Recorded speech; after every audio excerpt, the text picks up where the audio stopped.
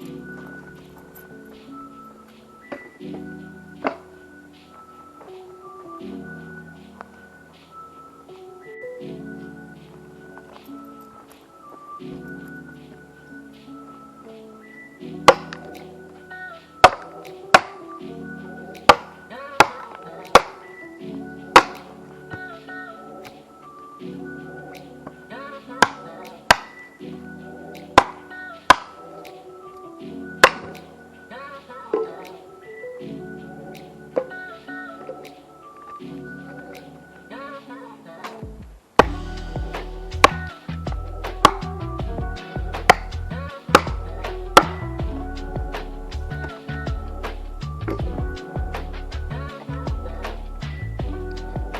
come in handy later on.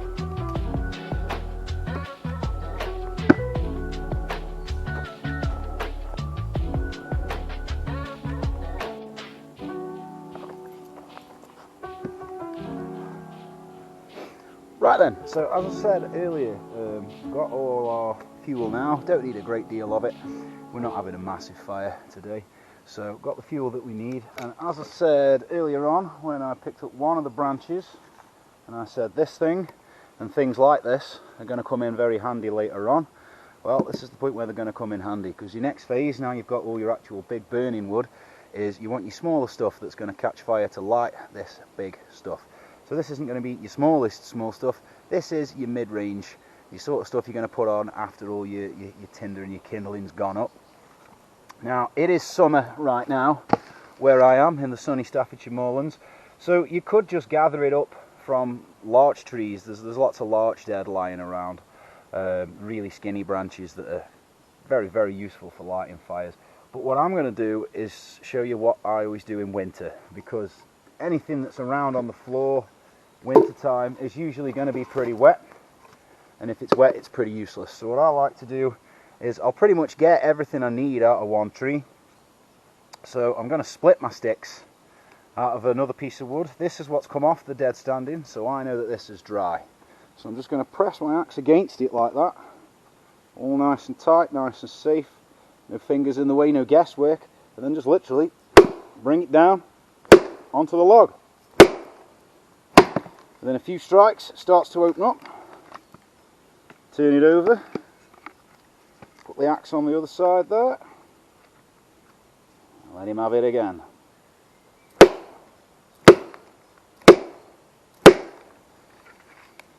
At that point, yeah, pretty much got him. I think that's done it. There we go. So start making things like this. You see how thin they are? Always dry on the inside, and that's obviously going to burn nice and easy. So I'm going to prep up a few more of these.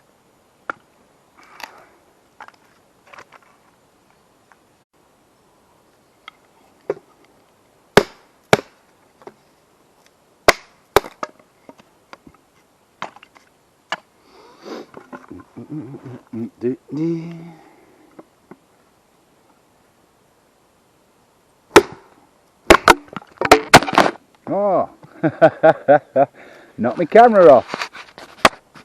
That's no way to treat things, is it?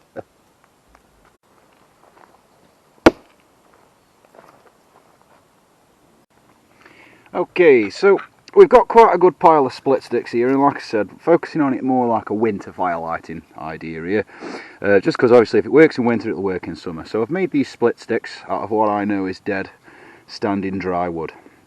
Next phase of operation is making something to go on top of the maya wood once we've ignited that, and that's where this comes in perfectly handy, because again, there's no reason why you can't go out into the woodland. There's a couple of larch trees over there.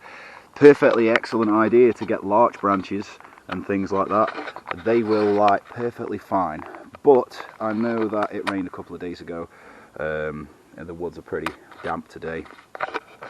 This method though works perfectly fine. You can just make your tinder out of a split stick that you've just split from what you know is dry. So all you're going to do, and it's kind of like feather sticks, but I know that a lot of people, if I can get this thing to stand up, No, I'm going to have to prop it. But actually, just on that note, you might notice I'm sitting on a rather old, dishevelled looking towel. I have long been advocating to people that an old unwanted towel is one of the most useful things you can have in the woods. Handy to wrap blades up with, handy to catch things with, handy to wipe your hands with. Everything really. So, feather sticks is basically running your blade down like that, and the idea is you don't cut the shaving off. You leave it attached to the stick, yeah? Takes quite a bit of practice, I have to say. I'm not even going to lie, I'm not going to pretend that I am the best feather stick maker out there. I'm not. I find it, to be honest with you, it's a little bit of a finesse point, it's a little bit faffy. So what I like to do is just make shavings, use my old towel to collect it, job done. And by the time you've got a good enough pile of them, you've already got them collected up on your towel, you're ready to go. So I'm going to make myself a good pile of shavings. So really that should be about enough shavings. If it was winter or if it was a bit more damp about, I would probably collect up a few more. But that'll get us going for today. So next thing we need is the actual Maya wood itself. Now there's a bit of a trend in bushcraft at the moment.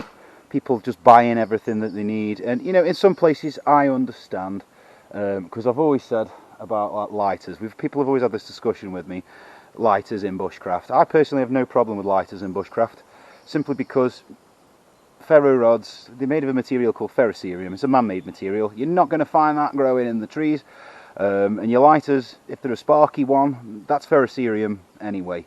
I always carry both. I'll always have a lighter on me, or 2 lighters on me, and the ferro rod as well. Mainly just because, particularly if I'm camping, I'll take 3 lighters, because I'll lose one, the other will break, and then I've still got one left. But if all else fails, I've got the ferro rod. But I don't think there's anything wrong with lighting fires with a lighter. Although the question I get asked a lot is it easier with a lighter? No. No, I don't think it is, to be quite honest with you. You've still got to have all the prep work in place properly, otherwise you're still going to end up in the same situation. It's not going to work. So now we're going to go and get this Maya wood, because before I interrupted myself discussing lighters, a lot of people buy Maya wood off YouTube, eBay and stuff like that, and people charge a lot for it, and I've never understood, if you've got the woods with you or near you, why are you buying it?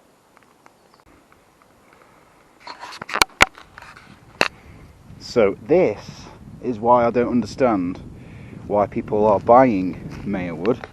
This here is a dead pine tree.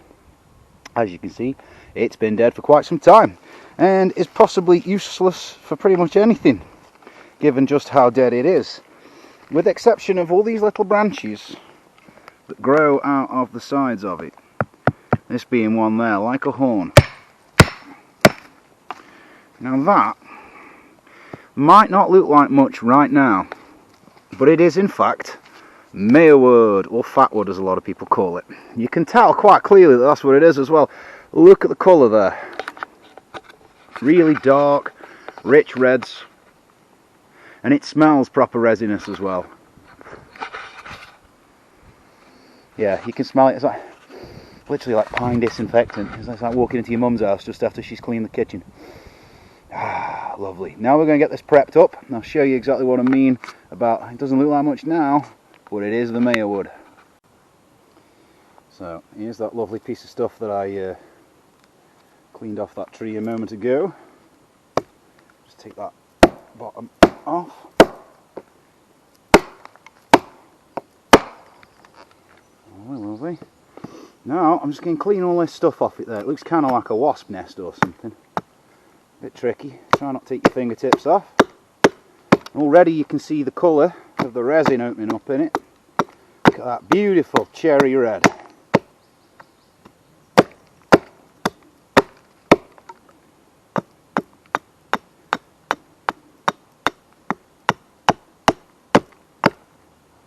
So all that whole thing, pine fresh Maya wood, and you can really see that beautiful colour in it. It's almost like raw meat, or smoked meat actually, it reminds me more of. Take that point off the end. And you can see on those dead branches it pretty much runs all the way down to the very tip, so every part of it's useless. Even that funny shape that I took, useful, idiot. Even that funny horn bit that I took off at the start there and just shot off into the woods, that is Mayor wood, but I want a nice little conical piece like that. So once it's all cleaned up, you can feel that it's Mayor just by the stickiness of it, and it's all just under the surface. That's one of the reasons, with it being Mayor wood and being so resinous and full of all that lovely pine resin, which is what we want right now, that's one of the reasons why this thing is still rock solid as a big spike. It's not rotten because of all that resin there. People used to, like, I can't remember the exact process, but you get turpentine, pure turpentine out of pine roots and stuff like that, and they used to use that as a preservative. I know now we know the name of turpentine because of brush cleaners and stuff like that, but it was originally used as quite an aggressive wood preserver, and a lot of pine roots you'll find they'll last for ages and ages and ages. They just don't seem to rot. But now I've got the Mayor wood, it's back to my towel. Now that we've got our Mayor wood piece, I've just been and collected a slither of bark falling off a tree. That'll be a handy little tray to just catch my Mayor wood pieces in. And all you want to do is, again, very much like your wood shavings, just shave bits off. Yeah, the thinner the better. Don't worry if you're getting some thick bits as well, it all goes into the broth, but ideally thin bits are the better bits, because the thin bits are what's going to really catch your sparks from your ferro rod. And I'm just going to cheat for a moment here and just show you how flammable this stuff is, and you can smell it and you can feel it, it's shiny, but you can see straight off the bat it takes a flame like you wouldn't believe. I mean, it'll take a flame off a single spark. It really is good stuff for starting fires. But the thinner you shave that, the easier it's going to catch that spark. So I'm just going to make a load of this stuff up.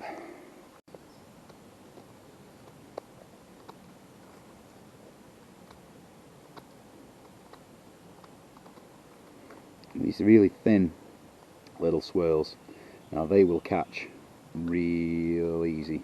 So I'm going to take the slightest spark.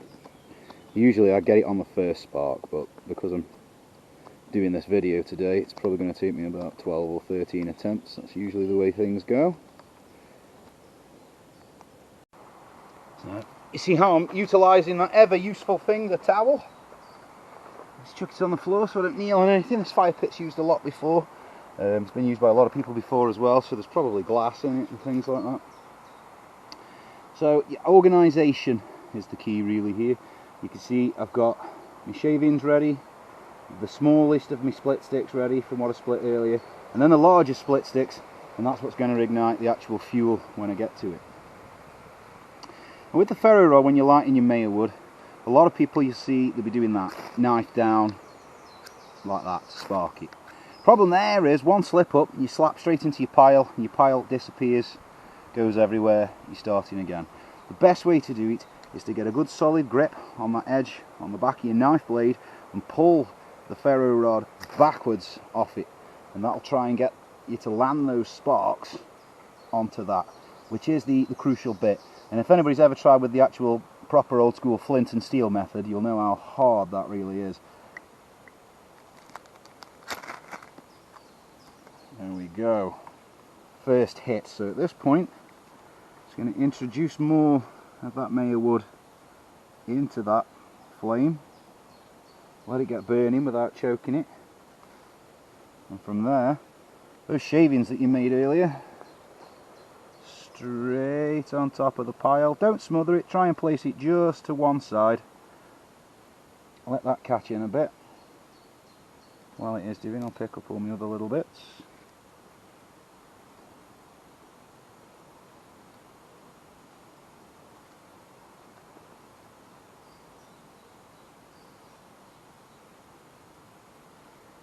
And from there, start placing the thinnest of your split wood on.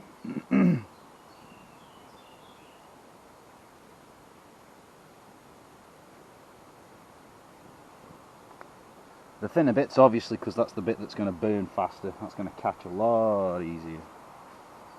As always, my special skill is getting the fire to smoke straight in my eye.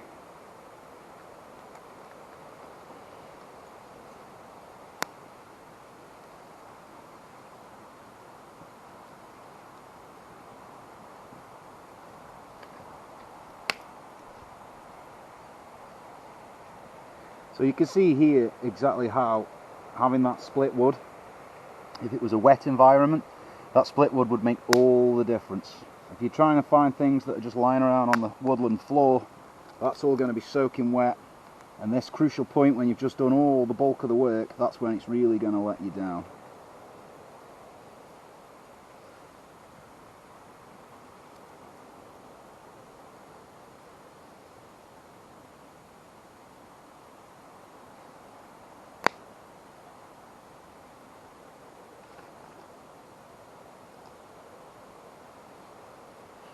Few minutes, shield it from the wind a little bit.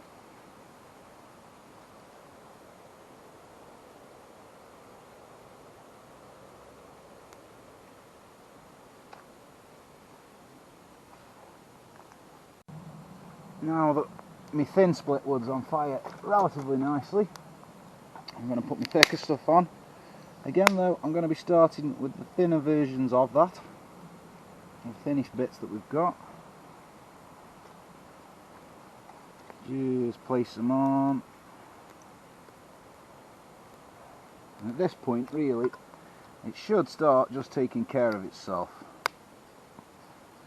There's not really a lot more for me to do other than wait for it to catch fully and then start putting the big wood on it.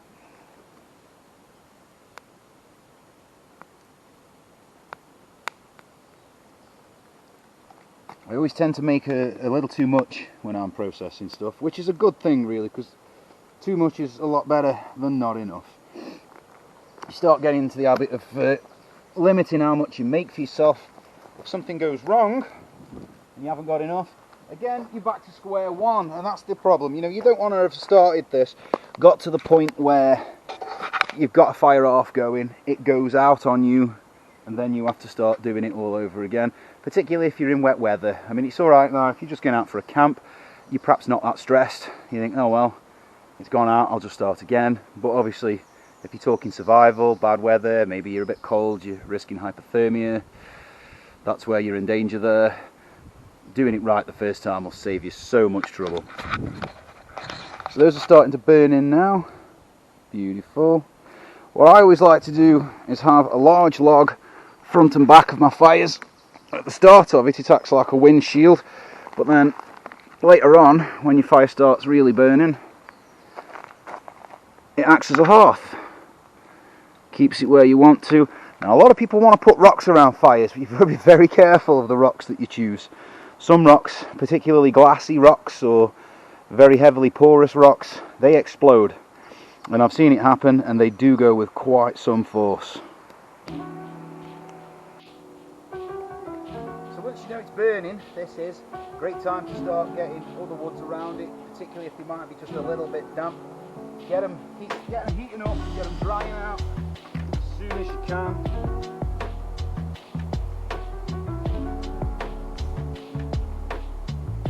And the flames carry through. Here's one somebody burnt earlier.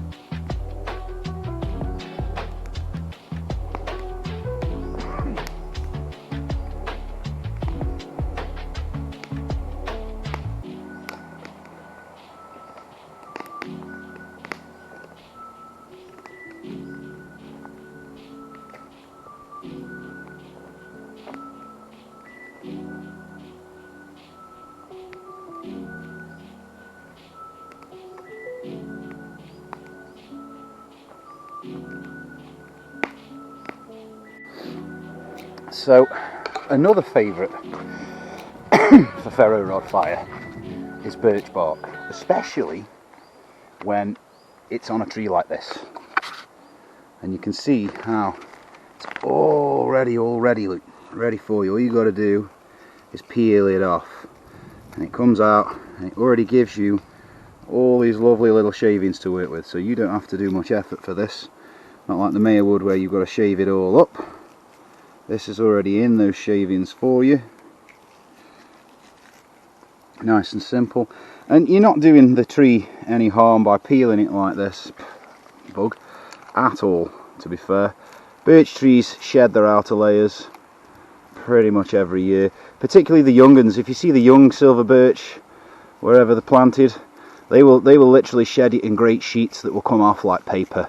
I mean, they are paper. They are the paper bark tree family, as they say. And you can spot, like a lot of fruit trees are paper bark as well, and you can spot pretty much any paper bark family straight off by these lines in the bark, these little striation lines. They're actually called lenticels, and it's one of the ways that the trees breathe and shift out oxygen and carbon dioxide. So anything that you'll see with them on, birch or fruit trees are another good one for that. Apple, cherry, stuff like that. All those sorts of things have the paper bark, and they will peel and they will light in much the same way. Alternatively, the other way, if your tree isn't peeling, is to cut a piece of the bark off and scrape it with the sharp edge of the blade, and that makes a load of fluff for you. But at the moment, that's something I'd only really do on a dead birch tree, where I can happily just slice a big wedge off and not worry about it. But these are living and quite old. I don't want to slice a wedge off them, and there isn't any fallen. There's loads of videos out there about that though, how to process it. You literally just lay it flat and scrape it with the sharp edge of the blade, and you'll see all that fluff will come off. But we've got all this lovely curly stuff there, and that will light just as easy with the ferro rod as you saw the Mayer would go. I'll show you now.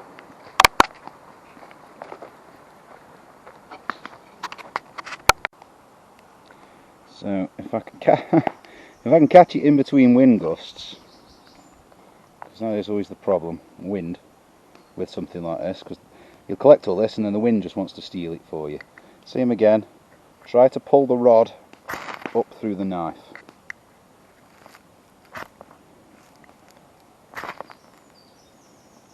Oh, there we go. So you can see birch bark is as flammable as hell.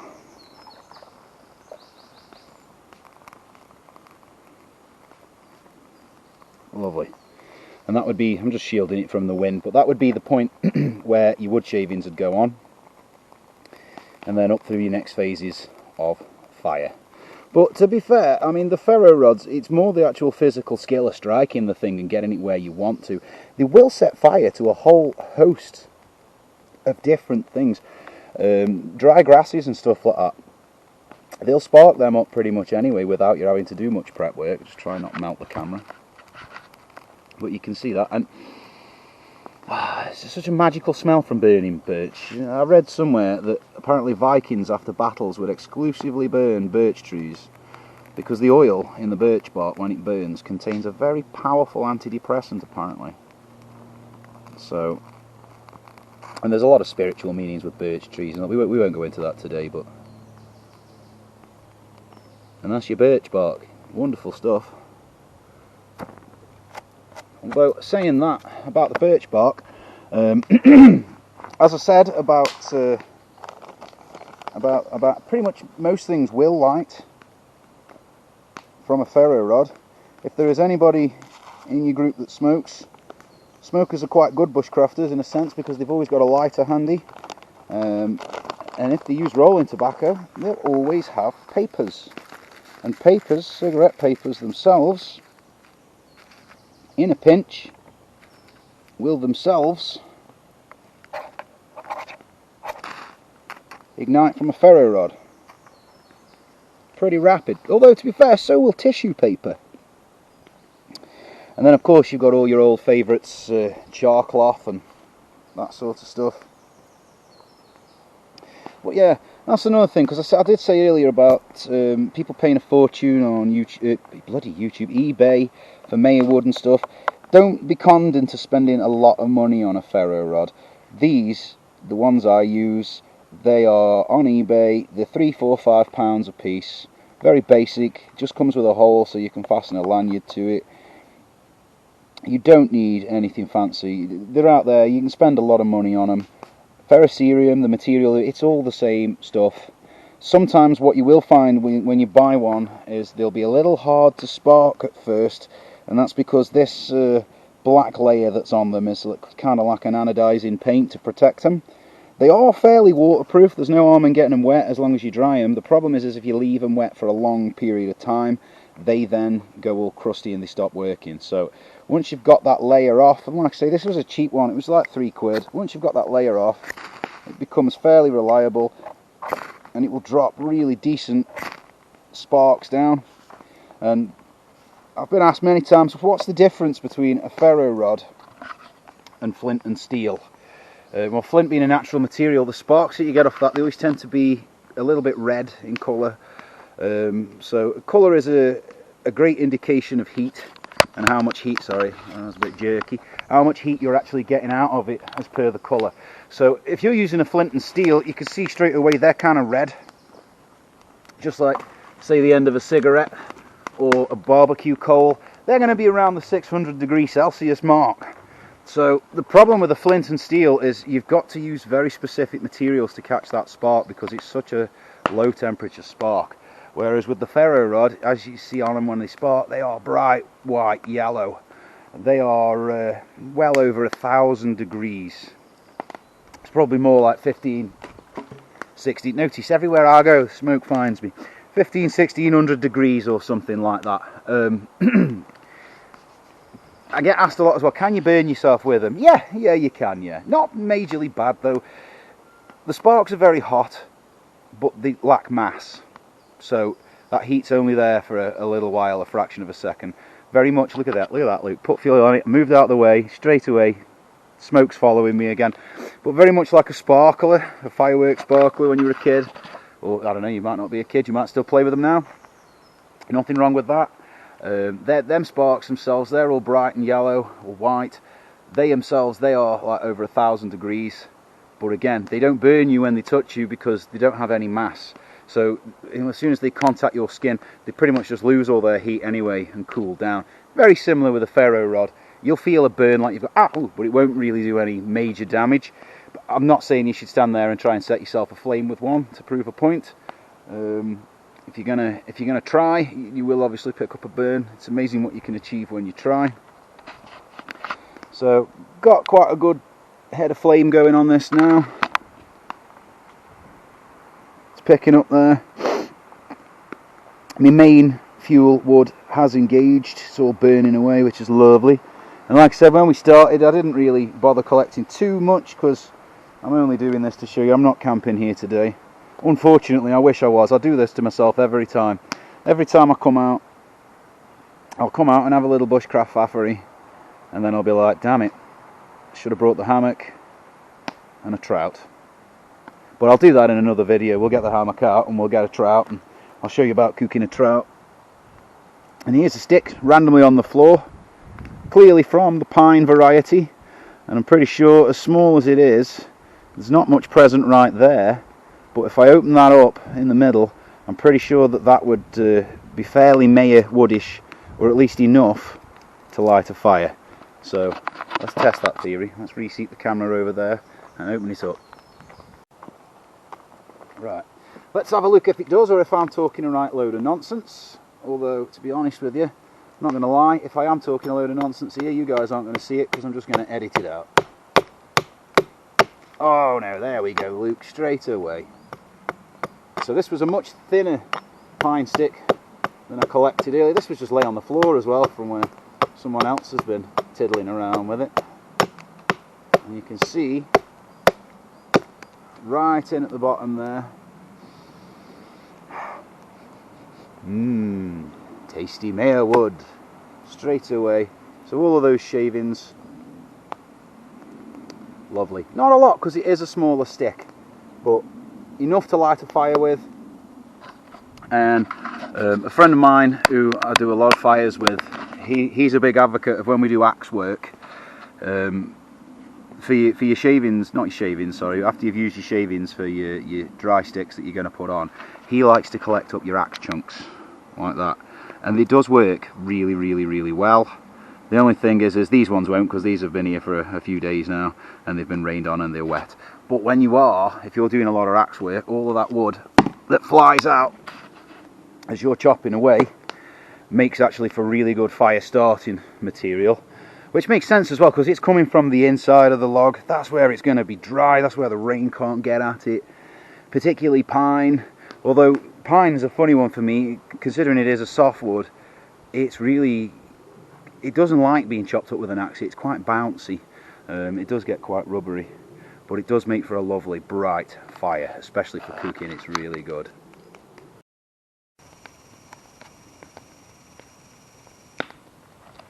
It's all nice and burny now, all going.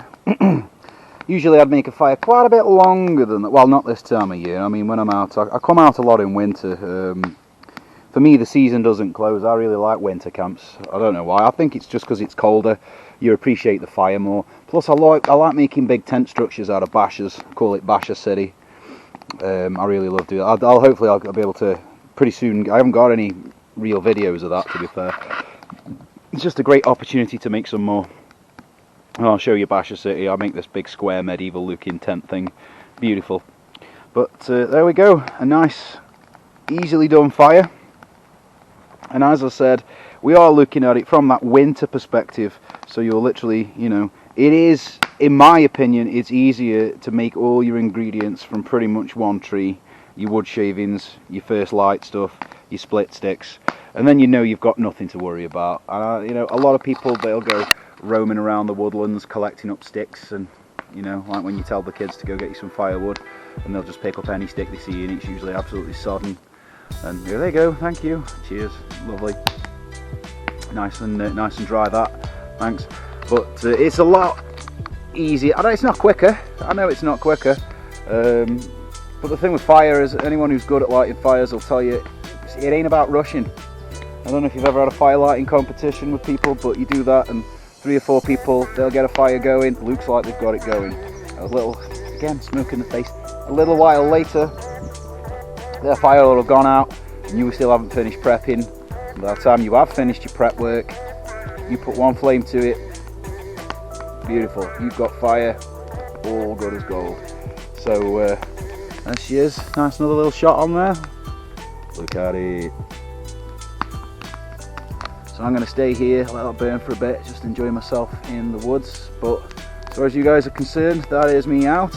And until the next video, get yourselves out in the woods, get practicing those skills, get looking for mayerwood. It's easy enough to find. Just find a dead down pine tree, smack the branch off, chop it up, there'll be mayerwood in there. So get yourselves out in the woods, guys. Get yourselves practicing. And above all, have a good time. Enjoy yourselves. Don't look at it as stressful, look at it as something fun. It's a great way to spend time with friends. Now the seasons are good. Pretty soon all the berries, fruits are going to be coming out. That means it's brewing time, get lots of wines on the go.